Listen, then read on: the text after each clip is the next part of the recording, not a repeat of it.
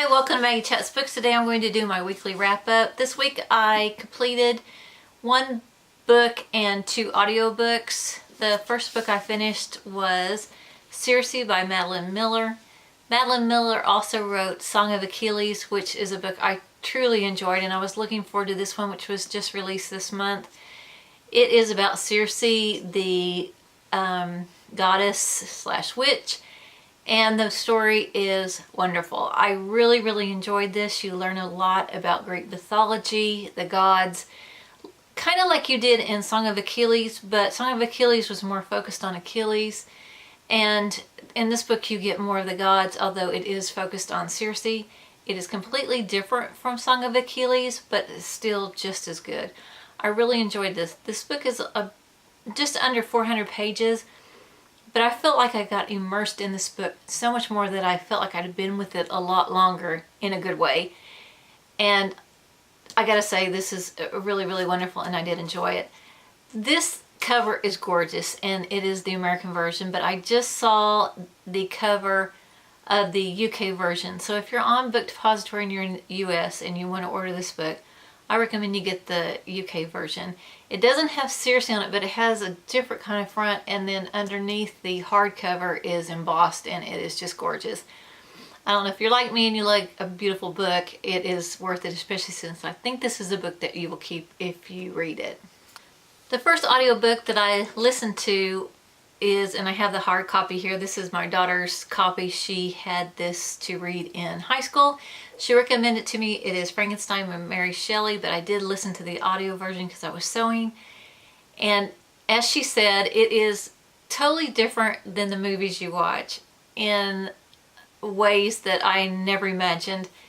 It was so interesting. I think it was very cleverly written. The story is told by a man on a ship. He's a young man. He writes letters to his sister. He's in, I believe, around the Arctic, or I can't remember where he's at, but it's icy and everything like that. And he finds a man floating on ice, and it is Frankenstein. And he is in search of his monster. The book is so much different, as I said, than the movie, and I really thought it was great. I really have never liked the Frankenstein movies because they refer to the monster as Frankenstein. It's the doctor that's Frankenstein, or actually he was the college, the university student. But he creates this creature or monster, and he absolutely leaves it. He just runs away from it. And so he is really responsible for so many bad things that happen. He, to me, was not a sympathetic character because he is so in denial about what he has done and what it is doing to other people. And he says, even at one time, I feel guilty, though I have no guilt. I have nothing to feel guilty for.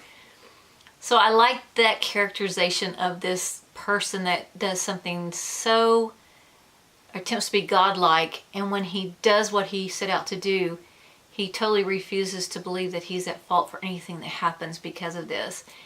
And then you get to know the creature, the creature is so different than the monster that's portrayed in the movies, and he is very articulate.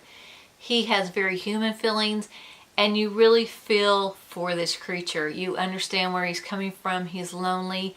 There's a lot of symbolism in this book.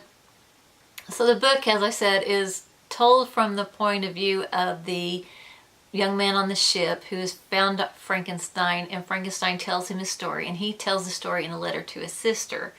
So you get these two different point of views, and you're not really sure if you get the true story or not.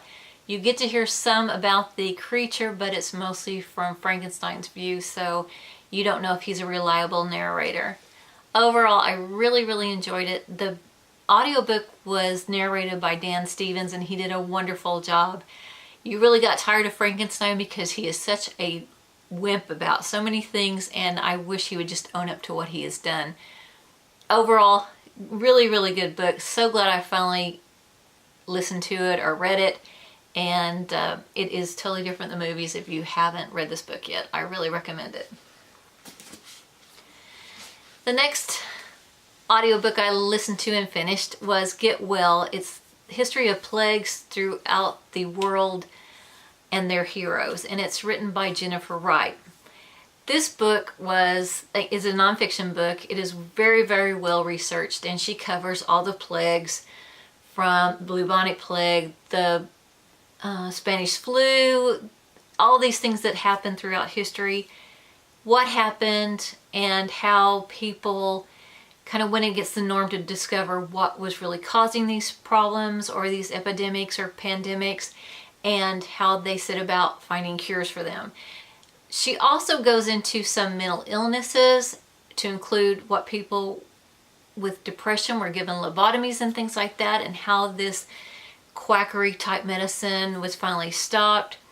And then she also goes into some of the other treatments that were done for people, or non-treatments for people when they suffer mental illness. She covers pretty much everything, and it was very well researched. She also has a sense of humor, which I thought was good during this book. The narration was very good. It moves really, really fast. I think the whole audiobook is about 8 hours long, and I really recommend it, especially if you want to hear about the history of illnesses and where we are now and what happened when they were actually going on.